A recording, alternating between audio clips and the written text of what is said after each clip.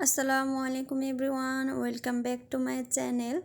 আজকে আমি তৈরি করে দেখাবো বেগুনে মোড়ানো চিকেন বল রেসিপি। আশা করছি সবার ভালো লাগবে। প্রথমে আমি এখানে বেগুন, কাঁচামরিচ, রসুন নিয়েছি, এগুলো কেটে নেব। এই তো বেগুনটা লম্বালম্বিভাবে পাতলা করে কেটে নিয়েছি। খুব বেশি পাতলাও করব না, খুব বেশি মোটাও করব না। সবগুলো এভাবে কেটে নিয়েছি। এবার সামান্য লবণ দিয়ে মাখিয়ে কিছুক্ষণ রেখে দেব বেগুনটা সফট হওয়ার জন্য।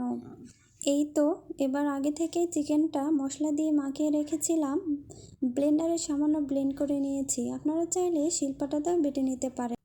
এবার এখানে আগে থেকে কেটে রাখা পেঁয়াজ কুচি, রসুন কুচি, কাঁচামরিচ দিচ্ছি।